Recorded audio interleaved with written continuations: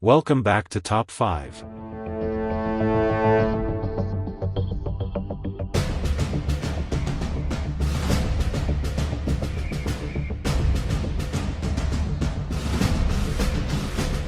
'50, Wisconsin, Jeffrey Dahmer.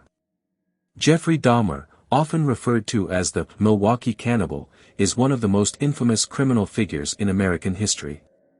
From 1978 to 1991, Dahmer murdered and dismembered 17 young men and boys, largely from marginalized communities. His early life in suburban Milwaukee was marked by neglect and isolation, which likely contributed to his escalating psychopathy. Dahmer lured victims to his apartment with promises of money or companionship, where he would then drug, rape, and murder them. Notably, Dahmer engaged in necrophilia and cannibalism, preserving body parts and often seeking to create a zombie whom he could control. His gruesome practices caught the attention of authorities after one of his intended victims escaped in 1991 and led police to Dahmer's apartment, where horrifying evidence was uncovered. He was later arrested, tried, and sentenced to 15 consecutive life terms, but was murdered by a fellow inmate in 1994. 49, Wyoming, Keith Hunter Jesperson. Keith Hunter Jesperson, known as the Happy Face Killer, exhibited a disturbing counterpoint between his charming facade and horrific crimes. Between 1990 and 1995, Jesperson claimed to have murdered more than 160 women across several states. He earned his nickname by leaving happy face drawings alongside confessions and taunting letters to law enforcement, seeking fame and notoriety for his actions. Jesperson often picked up vulnerable women, including sex workers or hitchhikers, to prey on. After killing them, he would often dispose of their bodies in remote areas, making them hard to find. His boasting led to his capture in 1995 after he killed his long-term girlfriend, whose disappearance triggered a police investigation. Jesperson was convicted of 8 murders and is currently serving multiple life sentences without the possibility of parole. 48, West Virginia, Joseph Paul Franklin. Joseph Paul Franklin is known for his racially motivated killing spree in the late 1970s and early 1980s. A diagnosed paranoid schizophrenic, Franklin sought out victims based on their race and held deep racist beliefs. He was connected to at least 20 murders across the United States and claimed responsibility for several more. His crimes included the targeting of 2 women in West Virginia, one of whom had an African-American boyfriend. In an infamous incident, he shot Larry Flynt, the publisher of Hustler magazine, in an attempt to silence his liberal views. Franklin was apprehended in 1997, and while he was sentenced to multiple life terms, he was executed in 2013, refusing to acknowledge remorse for his heinous actions. 47, Virginia, the Colonial Parkway Killer. Operating in Virginia's scenic Colonial Parkway area during the late 1980s, this unidentified killer is suspected in the murders of at least 8 young couples. The first victims were found in 1986, with subsequent disappearances and murders occurring over several years. The couple's cars were often found abandoned or in remote areas, with their bodies either missing or discovered near the parkway. The killer's elusive nature and the lack of solid evidence fueled rampant speculation about whether the suspect could be a law enforcement officer or someone with a greater knowledge of the area. With no arrests, the case remains one of the most enduring cold cases in Virginia history. 46, Vermont, the Connecticut River Valley Killer. Spanning both Vermont and New Hampshire, the true identity of the Connecticut River Valley Killer remains a mystery. Authorities linked him to at least 7 murders in the mid-1980s, where young women, including college students, were found brutally stabbed to death. The case instigated widespread fear in the area, and law enforcement carried out a significant investigation, which included extensive profiling and forensic analysis. In 1988, the murders ceased abruptly after one survivor reported her attack, yet she was unable to identify her assailant. Despite theories and numerous suspects, the case remains officially unsolved, chilling residents to this day. 45, Utah, Robert Joseph Silveria. A transient and a member of a dangerous criminal group known as the Brotherhood of Freight Train Riders, Robert Joseph Silveria was known for a gruesome series of murders from 1981 to 1996. He led a nomadic life via freight trains, targeting fellow transient individuals for his violent acts. Silveria confessed to killing at least 28 victims, often using blunt force trauma or strangulation. His violent history began spiraling out of control after he suffered a brain injury that exacerbated his already unstable mental state. Arrested in Wyoming in 1996, he was convicted of multiple counts of murder and is currently serving life sentences. 44, Texas, Dean Corll. Dean Corll, the Candy Man, made headlines with his shocking involvement in the Houston mass murders from 1970 to 1973. He owned a candy factory and gained the trust of local children, luring them to his home with the allure of candy and fun. Working with accomplices, he kidnapped, tortured, and murdered at least 28 boys, primarily targeting teenagers. Corll's methodical approach included sexual assault and the preservation of trophies from his victims. His reign of terror ended when one of his accomplices killed him in a violent dispute that uncovered the horrific details of his murders. The discovery of the bodies in shallow graves marked one of the most disturbing cases in American criminal history. 43, Tennessee, Micajah and Wiles Harp. The Harp brothers, active in the late 18th century, are often heralded as America's first serial killers. Known for their extreme violence and erratic behavior, they roamed Tennessee and surrounding states, killing indiscriminately. Their victims ranged from men to women and even infants, suggesting a deep-seated psychopathy. The brothers would often load bodies with rocks and toss them into rivers to hide their crimes. Accounts suggest they boasted of at least 39 kills, with some estimates going much higher. They were eventually separated. Micajah was reportedly killed and decapitated, while Wiles was caught and executed by hanging. 42, South Dakota, Jake Bird. A transient laborer during the Great Depression, Jake Bird traveled across multiple states, killing at least 44 women. Bird's brutal killing spree included bludgeoning and stabbing, typically targeting women he met while traveling. After being captured, he was sentenced for the murder of a woman in Washington. Incredibly, he made a chilling statement, putting a hex on those responsible for his punishment. Shortly after, several people connected to his trial died under mysterious circumstances, leading to rumors of a curse. Bird was executed by hanging in 1949, leaving a trail of fear and uncertainty behind him. 41, South Carolina, Donald Henry Gaskins. Known as Pee-wee, Donald Henry Gaskins turned into a brutal serial killer in the 1970s. His criminal activity began as a hitman, but he eventually escalated to deriving pleasure from torturing victims, many of whom were hitchhikers or acquaintances. Gaskins operated with chilling efficiency, claiming a body count between 100 and 110 murders over the years. He was sentenced to death after being convicted of multiple murders, but his death sentence was later commuted to life imprisonment. While in prison, he killed a fellow inmate, which only further solidified his violent reputation. Gaskins was executed in 1991 for his crimes. 40, Rhode Island, Craig Price. At only 15 years old, Craig Price committed heinous acts that shocked the nation. Known as the Warwick Slasher, his crime started with the brutal stabbing of a mother in her home, where he killed her and two of her daughters in a drug-induced frenzy. He boasted about the murders to fellow inmates, drawing attention for his gruesome methods. Initially sentenced as a juvenile, Price was seen as a danger to society as he flaunted the loopholes in the system, potentially allowing him to escape a harsher punishment. Despite his confessions, legal battles over his sentencing continued, significantly affecting the state's judicial outlook on juvenile offenders. Price remains in prison as of now, serving a lengthy sentence for his crimes. 39, Pennsylvania, Gary Heidnik. In a macabre tale of manipulation, Gary Heidnik kidnapped and imprisoned several women in his basement from 1986 to 1987.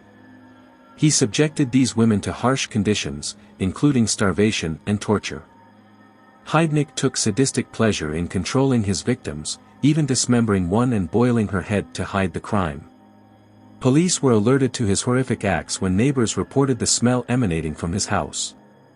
His trial revealed not only the extent of his brutality but also a history of mental illness. In 1999, Heidnik was executed by lethal injection, and his case raised serious debates about mental health interventions in criminal justice. 38, Oregon, Randall Woodfield.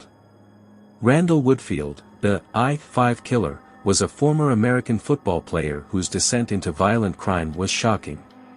Between 1975 and 1981, Woodfield was suspected of attacking numerous women along the Interstate 5 corridor.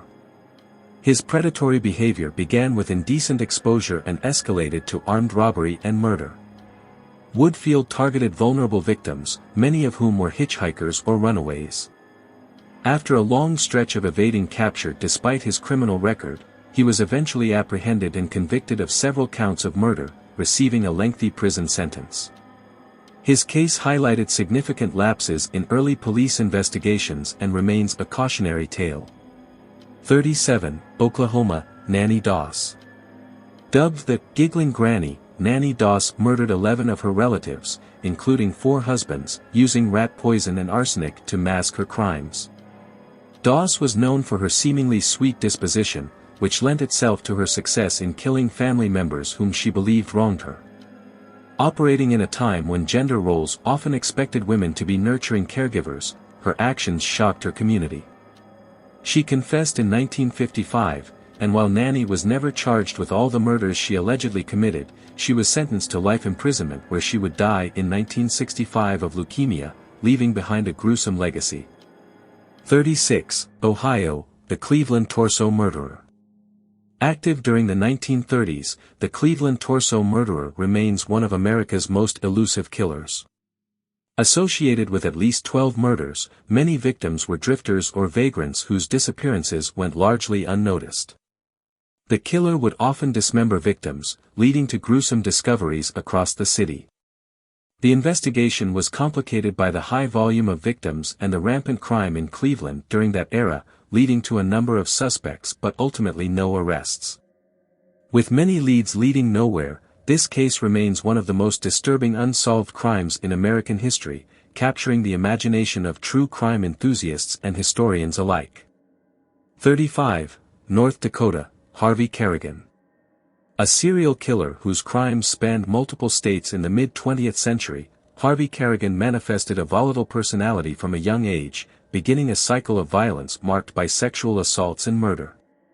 After the death of his first wife, Kerrigan fell deeper into criminality and began targeting women. He was arrested several times for a combination of sex crimes and murder. Kerrigan was convicted of attempted murder in Minnesota, leading to a long sentence. His past and subsequent actions underscore a profile of a deeply disturbed individual whose predatory final acts left scars across the Midwest. 34, North Carolina, Henry Louis Wallace. Henry Louis Wallace, known for his chilling confessions, claimed the lives of 10 women in Charlotte during a brief but shocking killing spree from 1992 to 1994. Wallace terrorized his victims, often targeting women he knew, including co-workers and friends, which added to the fear in the community as it shattered the sense of safety among those close to him. His confessions of rape and robbery before killing his victims highlighted the disturbing nature of his actions. Ultimately, he was apprehended and is currently on death row, yet many details surrounding his life continue to impact crime discussions in North Carolina. 33, New Mexico, Charles Kennedy. In an eerie convergence of hospitality and malice, Charles Kennedy ran an inn in the 1860s where he preyed on weary travelers. He is suspected of killing guests under the guise of offering them shelter and food, only to rob and dispose of their bodies. The brutal nature of his crimes comes from local accounts of his actions. Following his wife's escape, an angry mob captured him and carried out their own justice, hanging him before he could stand trial. The public outcry against Kennedy highlighted the dangers of unregulated boarding houses in the era, inciting changes in how such establishments were monitored. 32, New Jersey, Richard Cottingham. Richard Cottingham, also known as the Torso Killer, was notorious for a series of gruesome murders in the 1970s. His modus operandi often included kidnapping young women, dismembering their bodies, and discarding them in abandoned locations, leaving little trace of evidence behind. Cottingham's psychotic behavior stemmed from childhood abuse and a desire for power. He was caught in 1980 when hotel workers heard a victim's screams, which led police to find shocking evidence in his possession. Convicted of several counts of murder, Cottingham boasted about his high victim count, claiming more than 100, while his taunting demeanor demonstrated a deeply disturbed individual with little regard for human life. 31, New Hampshire, Christopher Wilder. Christopher Wilder, the Beauty Queen Killer, was known for a series of kidnappings and murders of attractive women across the United States in the early 1980s. With a charismatic demeanor and a seemingly successful career as a photographer, Wilder lured his victims, who were often beauty contestants, into a false sense of security. The magnitude of his brutality was compounded by the fact that he was able to evade law enforcement for years.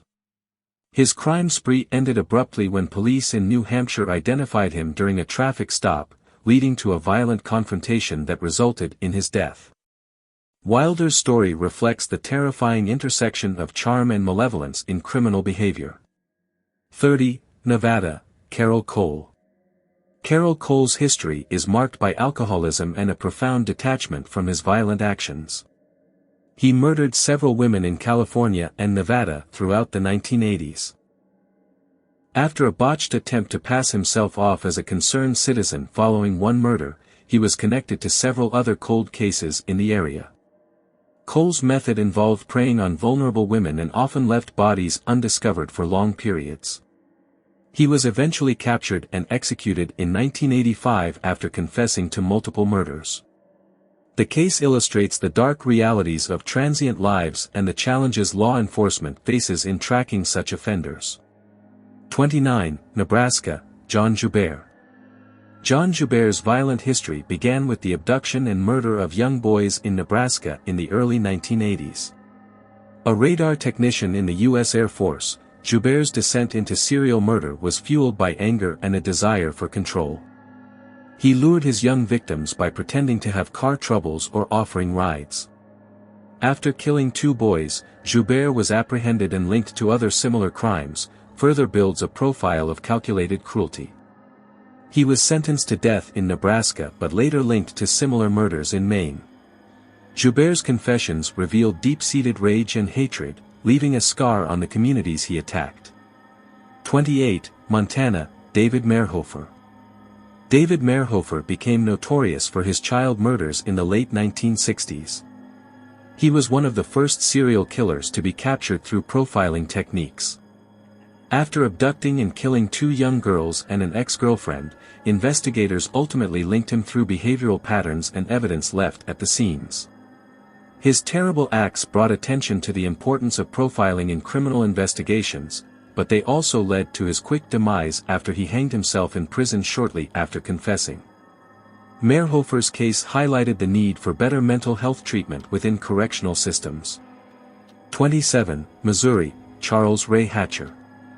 Charles Ray Hatcher, a dangerous criminal with a long history of violence, is suspected of murdering at least 16 people across Missouri and California. Known for his numerous aliases, Hatcher was diagnosed with several personality disorders and spent much of his life in and out of prison for various crimes, including murder.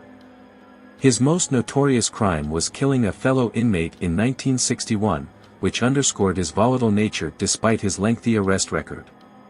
He was eventually convicted and sentenced to life, but ended his life in a prison cell as a reminder of a deeply troubled mind turned to extreme violence. 26, Mississippi, Glenn Rogers. Glenn, the cross-country killer, Rogers drew media attention in the mid-1990s for his string of murders across multiple states, including California, Florida, and Louisiana. He primarily targeted women, luring them into situations where he could overpower them before ultimately stabbing them to death. His charming demeanor and talent for deception made him a particularly dangerous predator, and he was apprehended in Florida after a series of odd coincidences drew law enforcement's attention. Rogers' claim of being a ladies' man turned fatal as it masked a deeper psychological detachment from the victims he claimed. He is currently on death row, an uncomfortable highlight of violence against women in cozy settings. 25, Minnesota, Billy Glaze. Billy Glaze, known as Butcher Knife Billy, remains one of Minnesota's most notorious serial killers, accused of murdering upwards of 50 women primarily in the 1986 to 1987 timeframe. Glaze had a penchant for torturing and displaying his victims, often attracting attention for his methods. He claimed to have slain as many as 20, but investigations have yet to confirm a substantial number beyond the few for which he was convicted. Despite the speculation around his activities, DNA evidence casts doubt on his guilt in various murders. His case reflects ongoing discussions about wrongful accusation and the criminal justice system's limitations, revealing long-lasting societal fears around serial offenders. 24, Michigan, Carl Watts. The Sunday morning slasher, Carl Watts, terrorized southwestern Michigan during the late 1970s and early 1980s. He is known for brutally knife-attacking women at random, often using their own trust against them by presenting himself as a friendly stranger. His early life did not predict the violence that would erupt later. Once categorized by his victims as charming, he concealed a darker intent. Although only convicted of 2 murders, investigators suspect his body count is closer to 100. Watts was eventually sentenced to life in prison for his crimes, dying from cancer in 2007. His killings prompted a wider discussion about rising urban violence and the victims involved in the cyclical despair. 23, Massachusetts, the Boston Strangler. The Boston Strangler is a label that has been attributed to multiple unsolved murders of women in Boston from 1962 to 1964. Albert DeSalvo famously confessed to the crimes, but inconsistencies and a lack of physical evidence have led many to question whether he acted alone or was the sole perpetrator. The victims, typically older women, were found strangled in their homes, leading to panic in the community. The case represents a significant moment in criminology history, as it inspired discussions stressing the impact of gender-based violence and the systemic failures in understanding comprehensive patterns of results concerning women's safety. 22, Maryland, Melvin Rees. Melvin Rees was regarded as a local jazz musician, yet he harbored dark secrets that revealed an insatiable lust for violence. He committed multiple murders in the Maryland area during the 1960s and 1970s. His killing spree included a family of 4, and he had a penchant for keeping violent pornography and grotesque imagery that helped fuel his rage. As authorities unraveled his lie, Rees became known for his cunning ability to foster trust before enveloping his victims in horror. Ultimately, he was convicted of murder and sentenced to life imprisonment, where he died in 1995. His life drew attention to the depth of mental illness and the importance of rehabilitation in preventing similar tragedies. 21, Maine, Arthur Shawcross. Arthur Shawcross, although a native of Maine, committed many of his infamous murders primarily in New York in the late 1980s. His criminal history began with the horrific killings of 2 children for which he was sentenced to a light manslaughter sentence. However, Shawcross returned to a life of violence when he was paroled, killing a spreading number of sex workers and other women in the Rochester area. His methods included brutal strangulation and sexual assault, all acts driven by his increasingly disturbing psyche. Shawcross received a lengthy prison sentence at the end of his killing spree, dying in 2008 while still incarcerated. His heinous actions opened discussions on the failure of parole systems and underscored the importance of closely monitoring released offenders. 20, Louisiana, Clementine Barnabet. Clementine Barnabet operated within a cult known as the Church of the Sacrifice during the early 1910s, where she is alleged to have killed at least 17 individuals as part of a ritual believed to bring personal wealth. As the cult members convinced themselves that their murderous acts would lead to riches, Barnabet became a cold-blooded figure in a litter of chaos, launching a reign of terror in Louisiana. Her methods included using an axe to brutally murder her victims, showcasing a deep detachment from empathy. The chaos surrounding her crimes caught the public's attention, leading to her detainment where she ultimately claimed insanity, leading to questions about the boundaries of religion and morality intertwined with violence. 19. Kentucky, Donald Harvey. The Angel of Death, Donald Harvey earned notoriety not for gruesome murders but for allegedly killing at least 37 patients under his care at Marymount Hospital. His modus operandi for euthanasia was unusual, using toxic substances like arsenic and cyanide without alerting the medical community. Described as a kind-hearted caregiver, his duplicity allowed him to move freely, caring for patients while plotting their demise. His exposure came after the mysterious deaths drew suspicion, ultimately leading to him being linked with a staggering number of fatalities. Harvey was convicted of 37 murders and currently serves 28 life sentences. The ethical implications of his actions continue to spark debates related to medical ethics and accountability. 18. Kansas, Dennis Rader, BTK. Dennis Rader, infamously known as BTK, short for bind, torture, kill, was an active serial killer from 1974 to 1991 in Kansas. He taunted law enforcement and media with a series of letters, gaining notoriety for his chilling acts of control and violence over his victims. Rader found pleasure in detailed descriptions of the terror he inflicted, operating with a predilection for victims that resembled his distorted view of authority and control. After eluding capture for decades, he was arrested in 2005 when DNA technology matched him to a crime scene, leading to his eventual confession of 10 murders. Rader's conservative demeanor as a church leader added to the complexity of his persona, posing societal questions around duality regarding killers perceived as normal. 17. Iowa, the Villisca Axe Murderer. The Villisca Axe Murderer remains an enduring mystery in American crime folklore. In June 1912, the Moore family and their guests were brutally murdered with an axe in their beds. Despite numerous suspects and extensive investigations, the case remains unsolved, haunting the small town of Villisca ever since. The gruesome nature of the attack, where the killer entered the home without alerting the family, suggests premeditation, yet the perpetrator was never caught. The case has inspired numerous theories and even ghost tours in the town, underscoring the dark remnants of unsolved violence and underscoring fears that continue to echo throughout the community. 16. Indiana, Larry Eyler. Active during the early 1980s, Larry Eyler is suspected of killing at least 23 young men in a string of murders across 4 states. Known for his violent tendencies, Eyler often picked up his victims after they hitchhiked, taking them to secluded areas where he would brutally torture and murder them. His crimes came to light following his arrest for the murder of a young boy, where detectives linked him to a slew of cold cases. Eyler's confessions, claiming up to 17 additional murders tied to unidentified accomplices, revealed much about his psychopathy and subsequent vegetarianism as a way to mask his violent history. He died of AIDS complications in 1994 while still imprisoned. 15. Illinois, John Wayne Gacy. John Wayne Gacy, the Killer Clown, achieved infamy as one of America's most notorious killers after he murdered at least 33 young men and boys in the 1970s.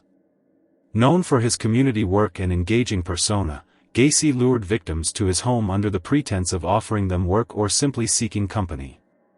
He would then abuse and eventually kill them, burying many in his crawl space.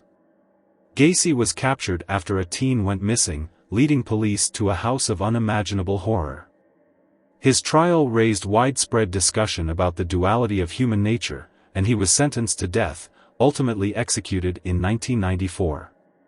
His case left an indelible mark on society, reinforcing fears related to trusted community figures. 14. Idaho, Lyda Southard. Lyda Southard's crimes highlight the dark underbelly of insurance fraud coupled with murder in the early 20th century. Passing as a grieving widow, she collected life insurance policies on the unsuspecting husbands and family members she poisoned, claiming they died of natural causes or the flu. Initially escaping suspicion, it wasn't until a chemist revealed the presence of arsenic in two of her husband's remains that detectives began to connect dots leading to Southard's gruesome history of death. Her ultimate arrest garnered attention for exposing systemic failures in detecting early signs of domestic violence and manipulation, ultimately becoming a lesson in vigilance against deceit woven into social trust and family bonds. 13. Hawaii, the Honolulu Stranger. The Honolulu Stranger is an unapprehended killer responsible for a series of brutal murders in Hawaii in the mid-1980s. The bodies of several women were discovered bound, sexually assaulted, and strangled, marking the community with widespread fear. An informant, who led police to one of the bodies, was initially arrested but later released due to a lack of evidence. Despite an extensive investigation and a $25,000 reward for information, the case remains cold, leaving unsolved tragedies and haunting questions in the island state.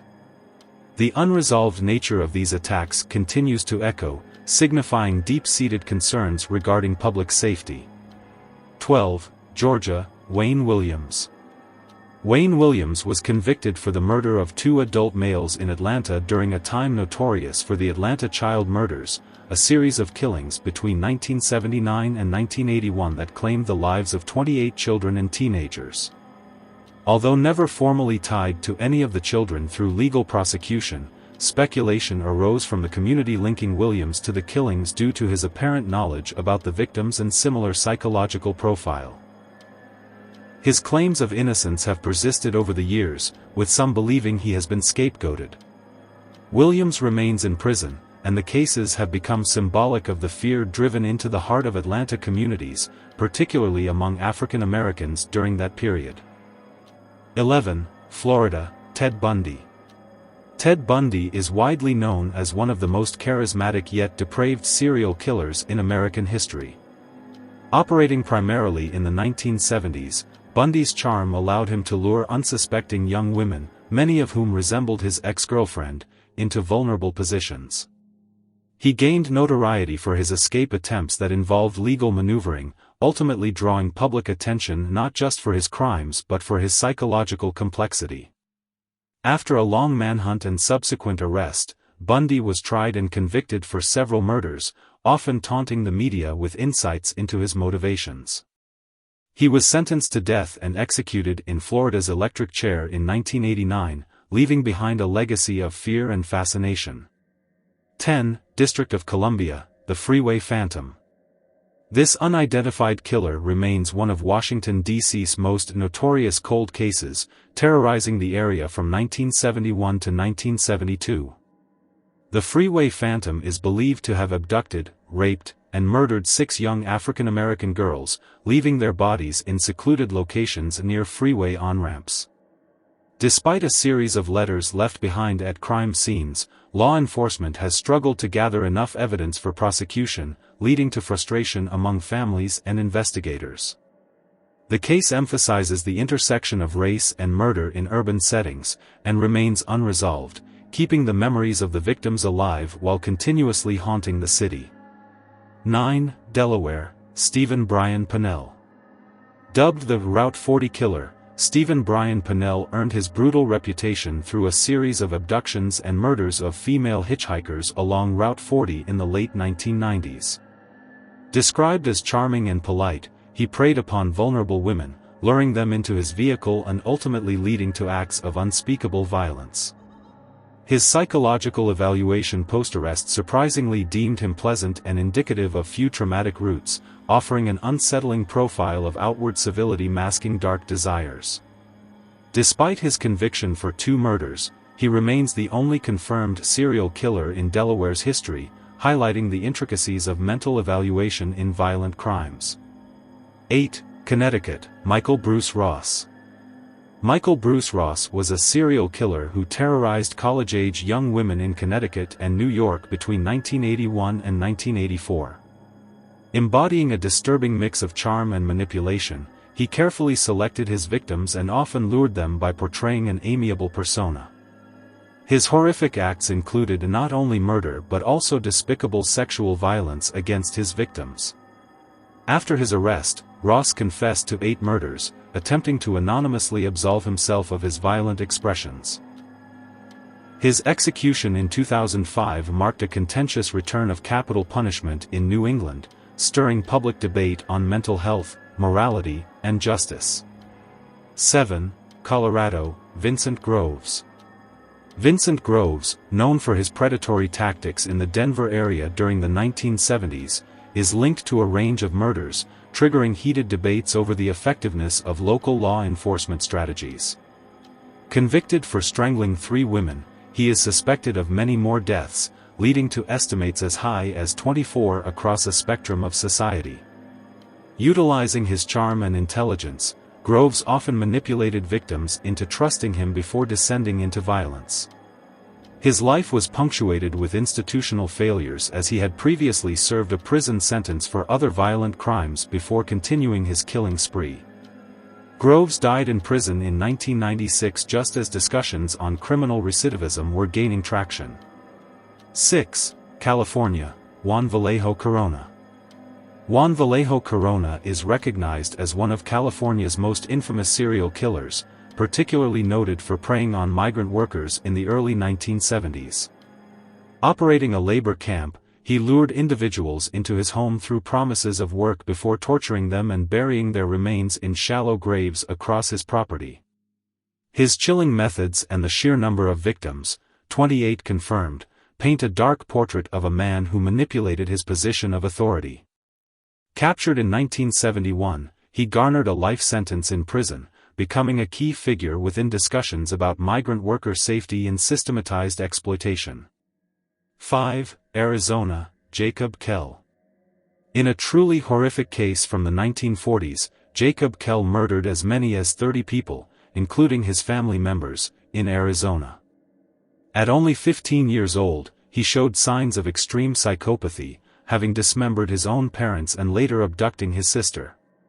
His violent confrontations drew the suspicion of the local populace until he was finally caught by vigilantes who took matters into their own hands.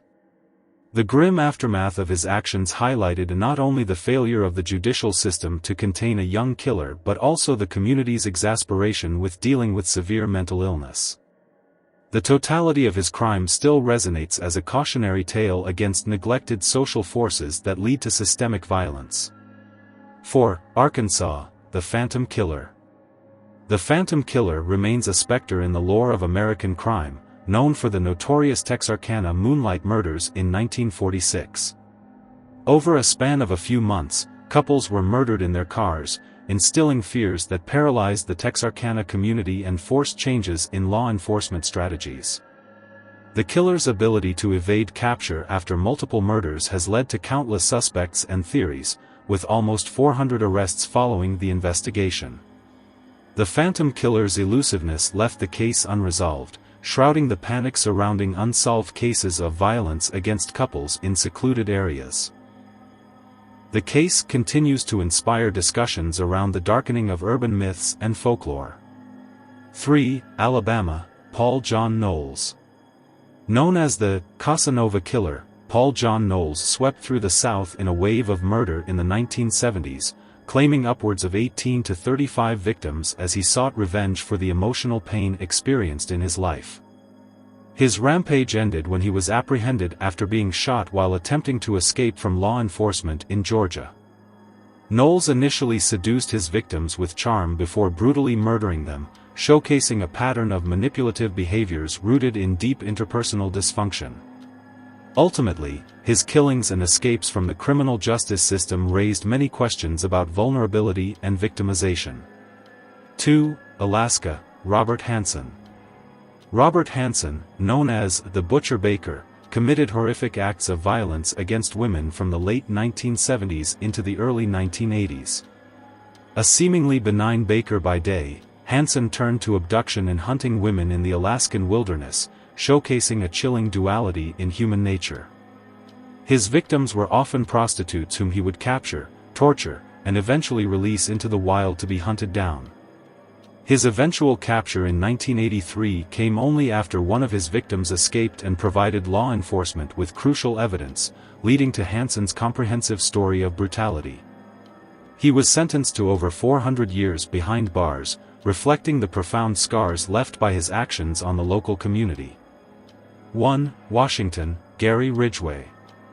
Gary Ridgway, known as the Green River Killer, remains one of the most prolific serial killers in U.S. history, with a staggering number of victims estimated at around 90. His reign of terror targeted vulnerable women, primarily sex workers, in the Seattle area during the 1980s and 1990s. Ridgway often used charm to gain the trust of his victims before strangling them and disposing of their bodies in remote locations, many of which were near the Green River, hence his infamous moniker. After many investigations yielded few results, he ultimately pleaded guilty to 49 counts of murder as part of a deal to avoid the death penalty. His confessions and detailed recollections shed light on the scale of his depravity and the failures in policing vulnerable populations, serving as both a cautionary tale and an unsettling reflection on society's complexities with victims' rights.